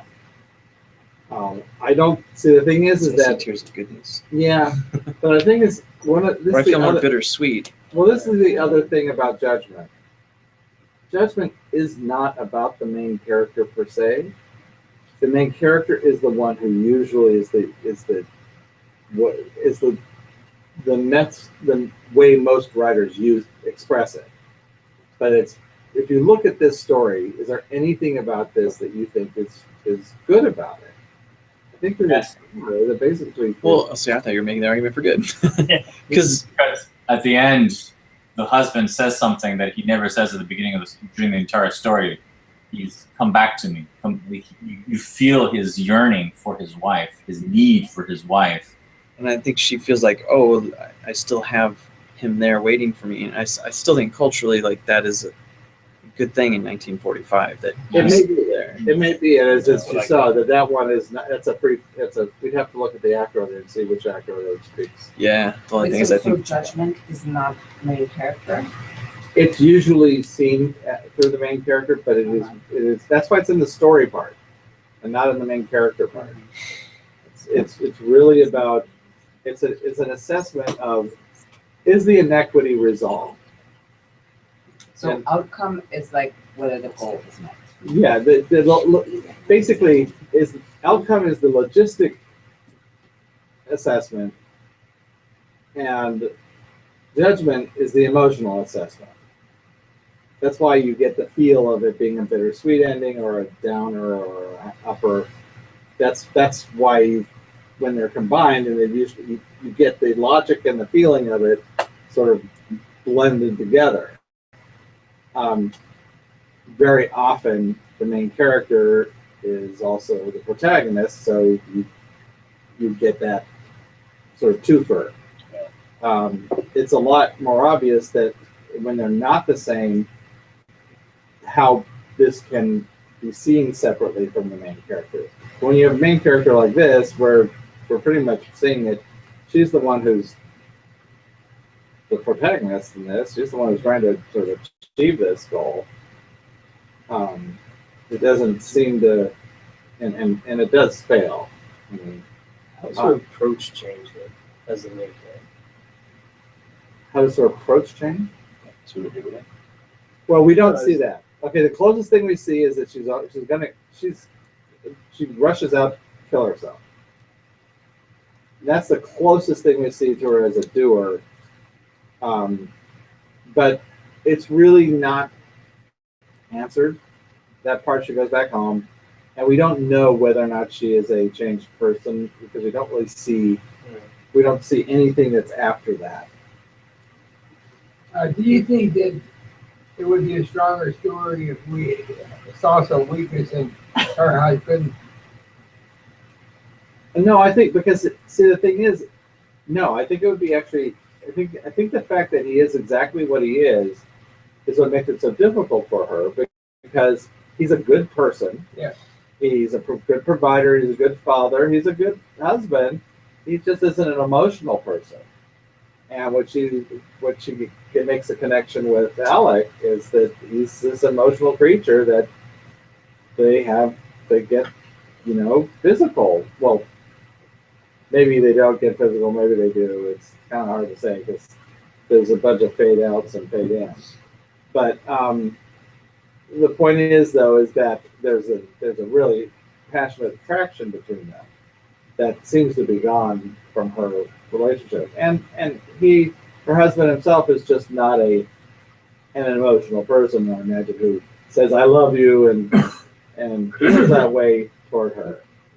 So, but I think that he needed to be deficient for her to feel that the attraction that she ended up having for Alec. Doesn't Alec adopt more her point of view than, because he's from the start he's gung ho, we can make this work, I love you, I love you, I love you, or and then he gives up. Whereas she's from the start, this will never work, can't work, and doesn't work. Well, now that's what she says, but it's not what she does. Remember, she said she started off and it was sort of like this happenstential thing, and then it grew into something that she felt that she couldn't, that she couldn't live without. But then she basically had to wear the pants.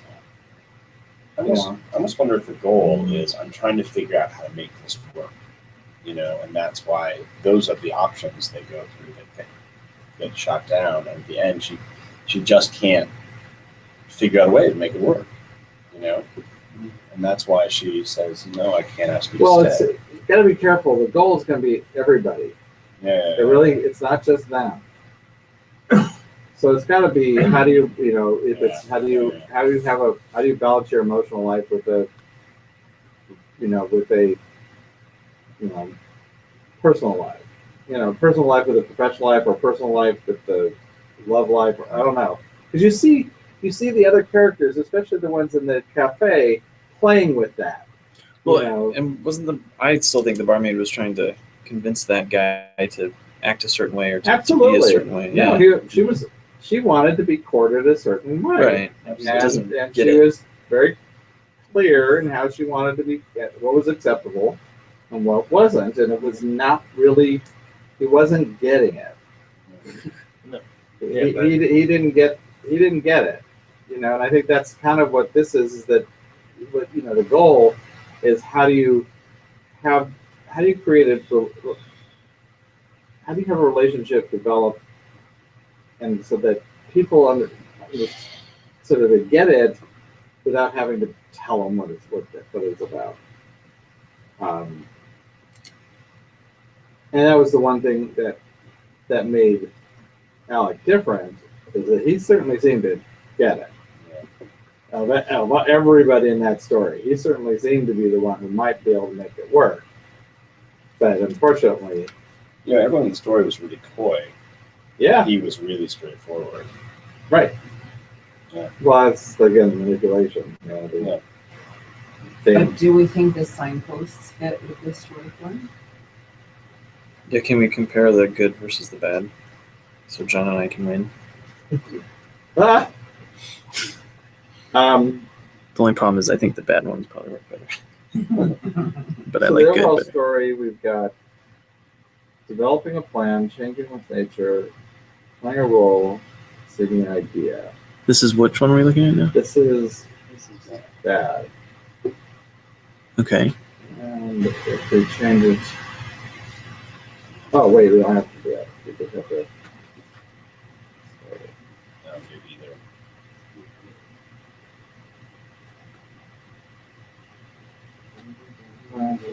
It's the same.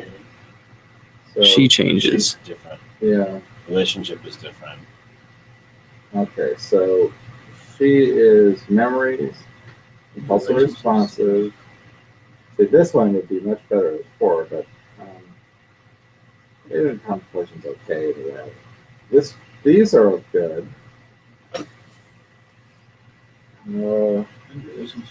The relationship looks better. Doing, obtaining, learning, understanding. Yeah. That looks good. And we have him with past, things are changing, the future, present. So then if we go back,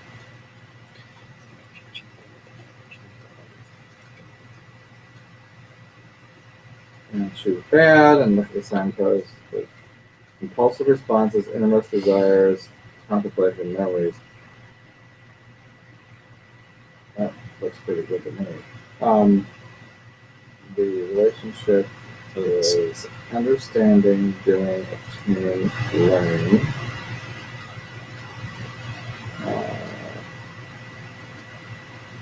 Past, nothing, so changing. That doesn't change. He's the same in both. How was his first signpost the past?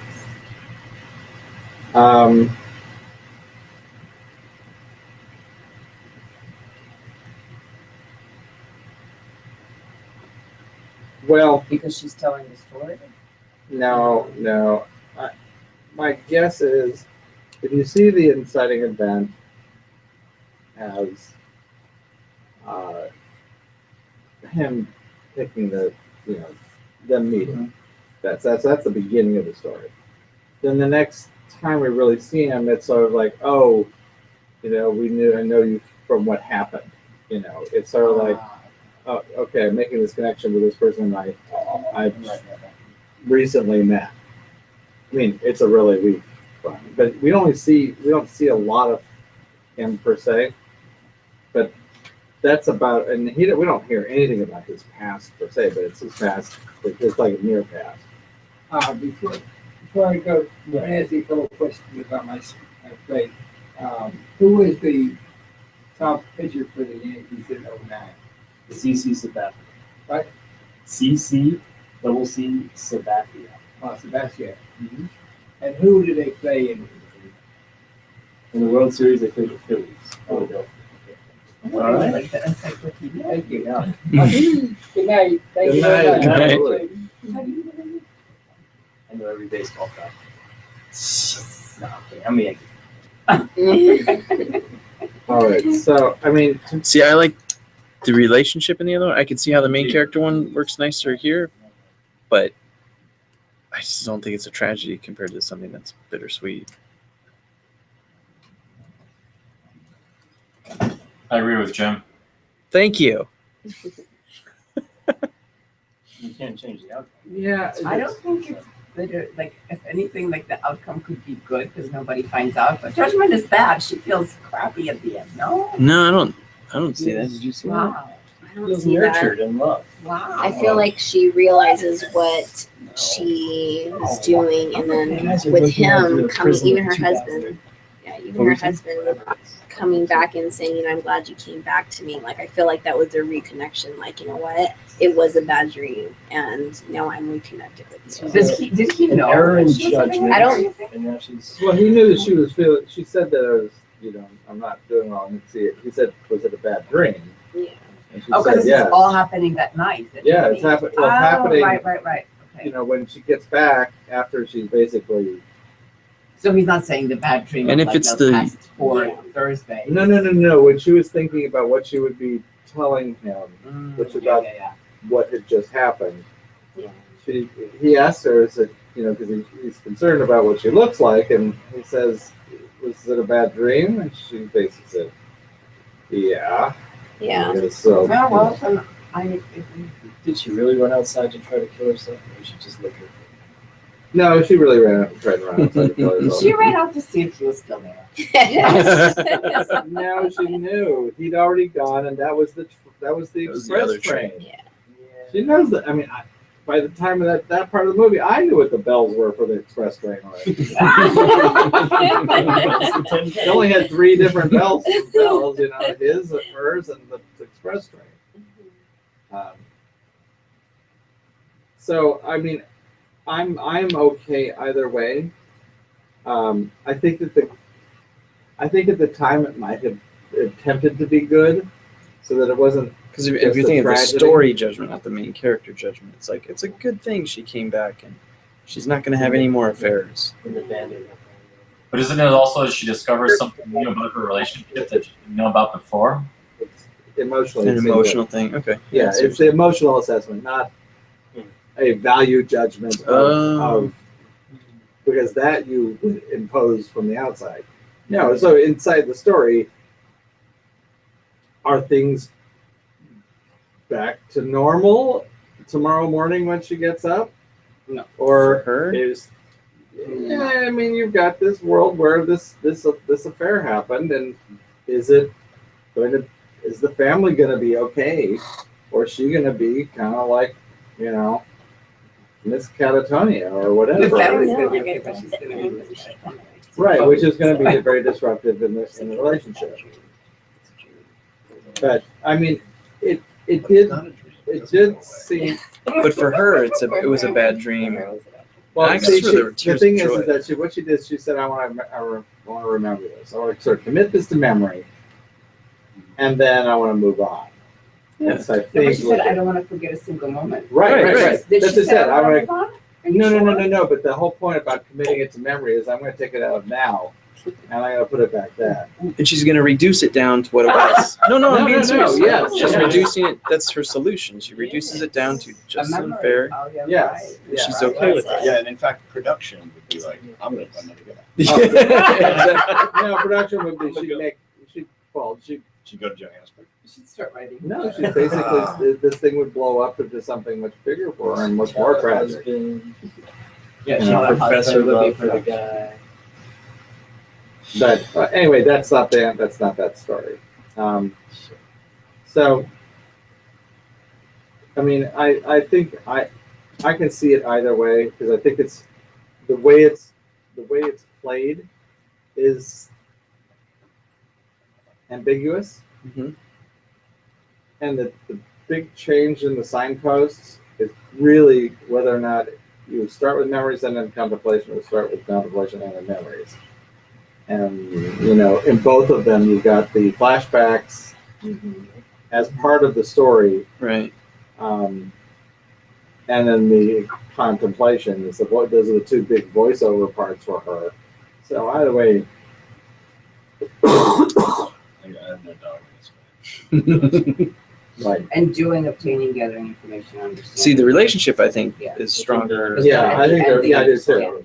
because there's I the think understanding. the relationship is stronger. And I actually really do like, I'm reducing this to what it was. Yeah. My memory book. I mean, she pretty much says that. Yeah, no. That makes sense. And reduction is for what? Solution. Feels more Rain Man than Hamlet. Oh, I do like- That's right. It's your solution. Did you like what? I do like the relationship inhibitor of deficiency.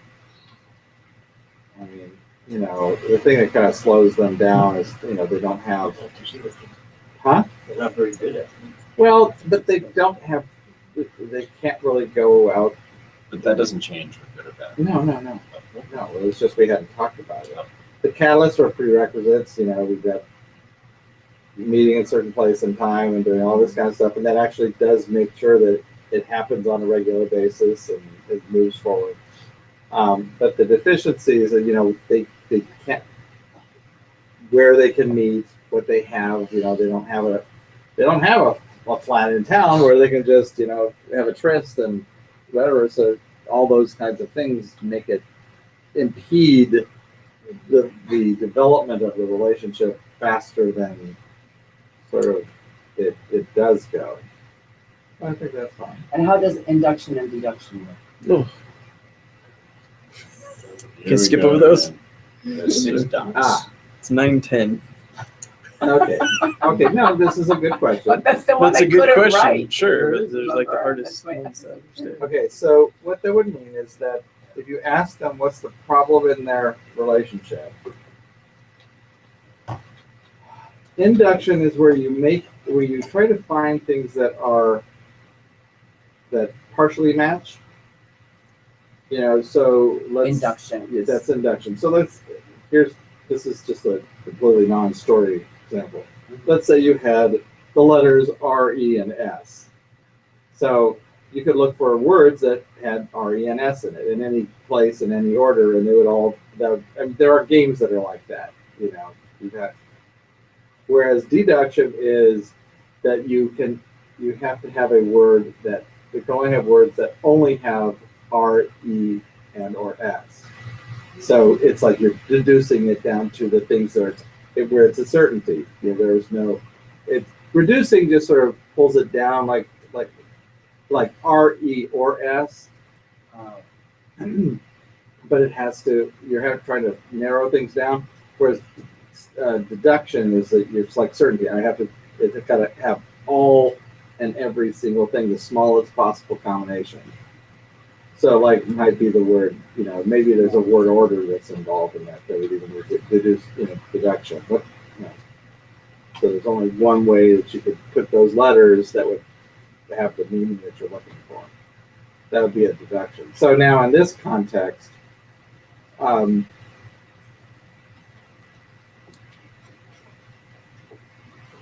it's, to me, it's almost like, and I can't think of an example, maybe if I explain it, and you may come up with examples from the movie. Induction might be, okay, there are several different ways to read this. But deduction is, okay, what is it that really we're talking about? You know, as a way to solve problems in a relationship. So it's kind of like you might have innuendo or something that might be misinterpreted because you're partially right, and it does kind of fit in that category, but no, exactly what is this that we're looking at? But how is it there's something?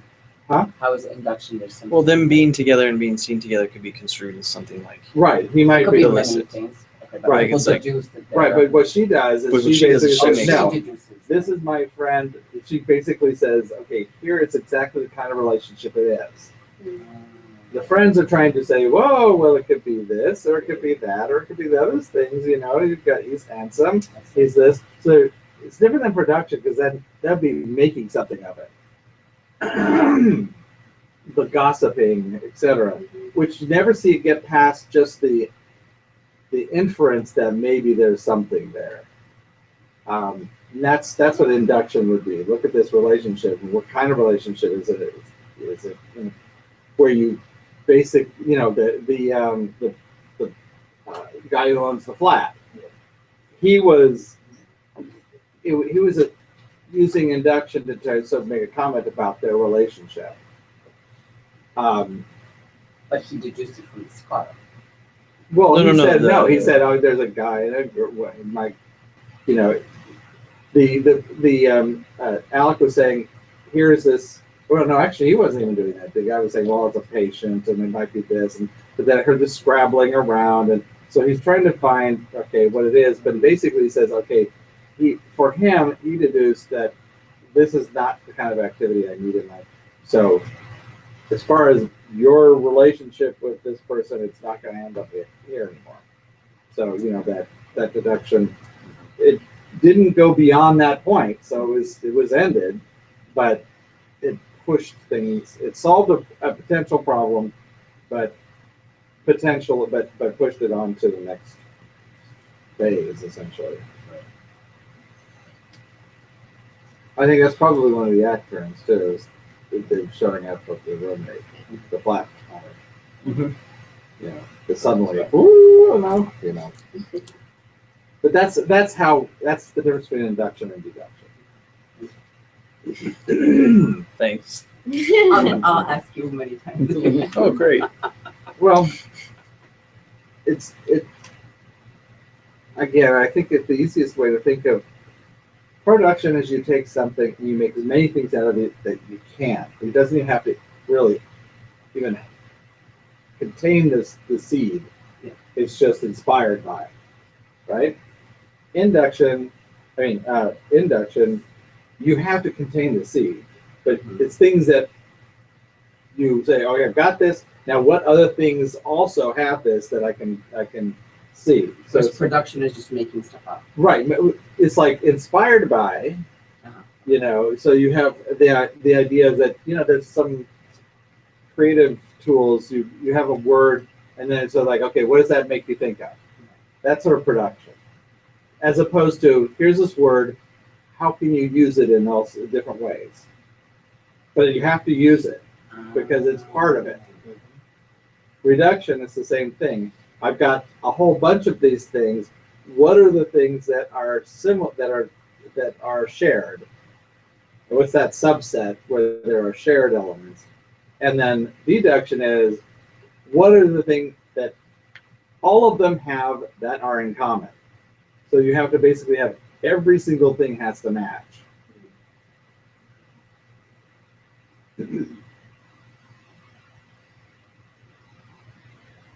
So it's sort of like, things going out, growing, and reducing. So when you're reducing, you start with more and kick it down. Or when you do deducing, you're starting and saying, okay, all of these things have exactly the same thing.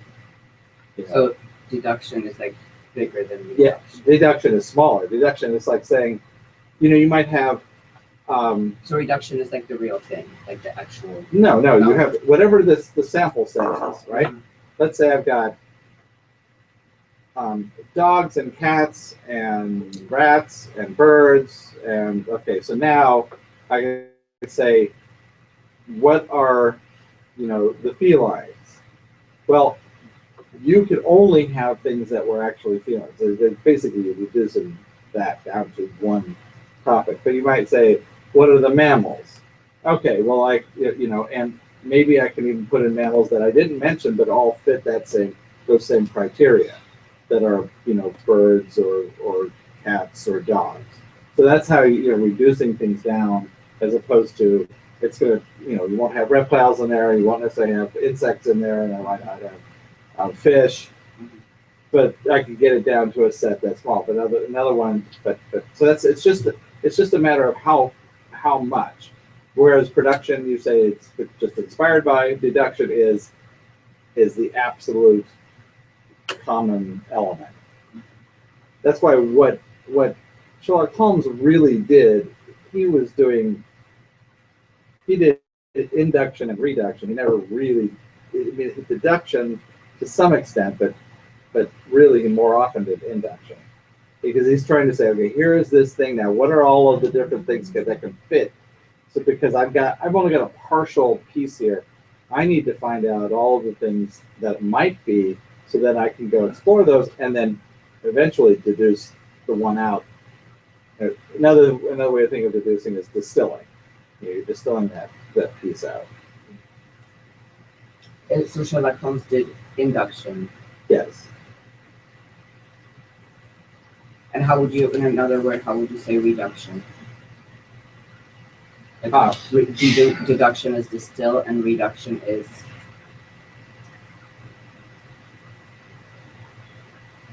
I'm not sure I can pull that particular metaphor all the way out that way. I know. Can I ask you a shotgun question? In House in Baskerville, there's 4 dogs. No, there's in induction. If he's got this little piece, he's going, "What are all the stories?" How does he eventually land on the correct one? Well, that gets him the The field. field. Then he says, okay, of these things, what are the common elements? You know, the deduction part is, what is the one thing that has all of these common elements? That has all of them, not one of them, but all of them.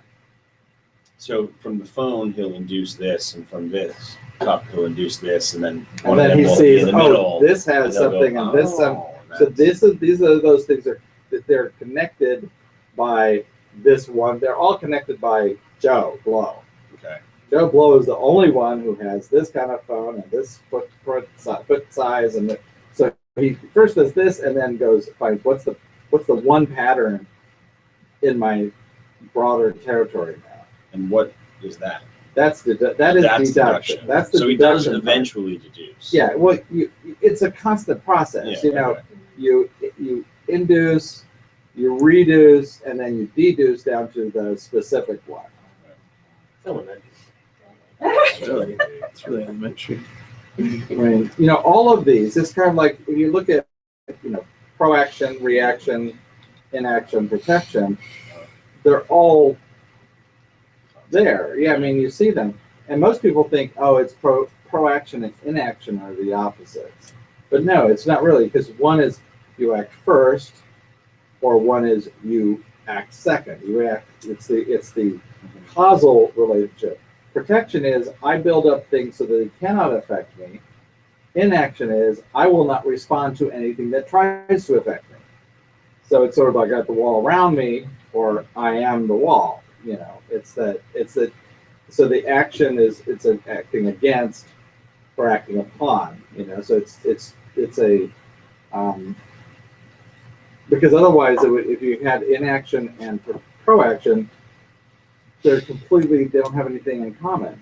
One is I'm acting forward. The other one is I'm not going to respond to anything. That's not you don't get any dynamic range in that. Right. That's why they're not dynamic opposites. So that's the importance of the relationships in the quad.